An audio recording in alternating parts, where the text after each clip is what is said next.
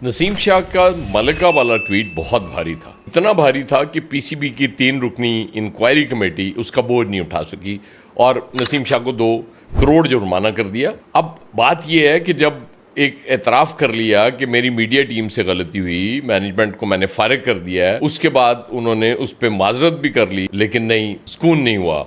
उसकी वजह यह कि पीसीबी सिर्फ पाकिस्तान क्रिकेट बोर्ड नहीं है, उसके चेयरमैन वजीर दाखिला भी हैं, और वजीर दाखिला होने का मतलब होता है कि आप सियासी भी हैं, और सियासी शख्सियात फिर सियासी फैसले किया करती हैं, वो मेरिट पे फैसले फिर नहीं हुआ करते। तो आप देख लें कि ये डिसिप्लिन की खिलाफ वर्जी है। एक 21 साला नौजवान ये मान रहा है कि वो उसकी मैनेजमेंट से, उसके मैनेजर से, मीडिया मैनेजर से गलती हुई, जाओ, लेकिन नहीं, चूंकि सजा देनी है, निशान इबरत बनाना है, तौहीन कर गए किसी मलिका या बादशाह की शान में, इस मुल्क में तौहीन हो नहीं सकती।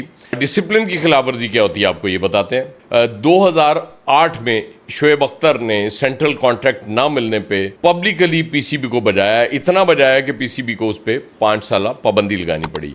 उससे पहले अगर हम 2007 की बात करें तो 2007 में शोएब अख्तर ने अपने टीममेट मोहम्मद आसिफ को बैट मारा था, जिसके बाद उन पे 13 मैचों की पाबंदी लगी थी। ये होता है डिसिप्लिन की खिलाफ वर्जी। अभी लास्ट ईयर अगर आपको याद हो तो मोहम्मद रिजवान को जब ए से बी कैटेगरी में फेंका गया तो उन्होंने उस पर बहुत सख्त रिएक्शन दिया था। उन्होंने कहा था मुझे वजह बताई जाए कि मुझे बी कैटेगरी में क्यों डाला है, और इसलिए मैं सेंट्रल कॉन्ट्रैक्ट नहीं ले रहा। वो डिसिप्लिन की खिलाफ वर्जी थी, लेकिन वहाँ कोई एक्शन नहीं हुआ।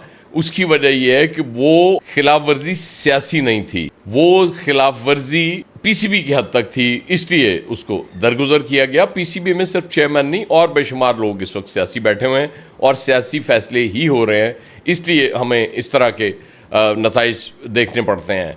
क्रिकेट टीम की क्या हालत हो गई है, मेरी समझ से बाहर है। आप मतलब इस तरह से आप निशाने इबरत बना के प्लेयर्स को आप क्या मैसेज देना चाहते हैं?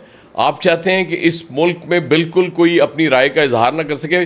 मैंने पहले भी आपसे कहा था कि मैं उस ट्वीट की हिमायत नहीं कर रहा। एक क्रिकेटर को स्पेशली जो सेंट्रल कॉन्ट्रैक्ट में हो उसे इस तरह का ट्वीट नहीं करना चाहिए, लेकिन जब वो ये एतराफ़ कर ले कि ट्वीट मैंने नहीं किया, वो अपने मीडिया मैनेजर को फारिग कर दे, पीसीबी उस मीडिया मैनेजर को, टीम को बैन कर दे, उसको ब्लैक लिस्ट कर दे, तो उसके बाद कोई गुंजाइश रह जाती है कि आप फिर भी जुर्माना करेंगे 2 करोड़ एक क्रिकेटर को? बहुत बड़ी नाइंसाफ़ी है। मैं तवक्को नहीं कर रहा था, यकीन करें, मुझे लगता था कि ये दरगुजर से काम लिया जाएगा, चलें शोकाज नोटिस भी हो गया उसके बाद भी, लेकिन नहीं।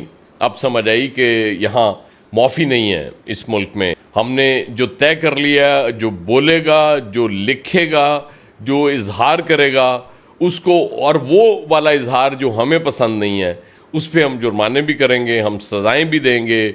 अगर किसी ट्वीट को कोई रीट्वीट करेगा तो उस पर भी सज़ाएँ होंगी। और मैं तो हैरान हूँ, वो मुझे मुबशर जैदी का कल का एक वो एक्स पे जो उन्होंने लिखा वो याद आ गया।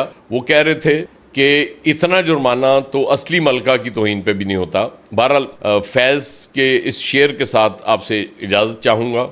निसार में तेरी गलियों पे है वतन के जहाँ, चली है रस्म कि कोई न सर उठा के चले। बहुत शुक्रिया।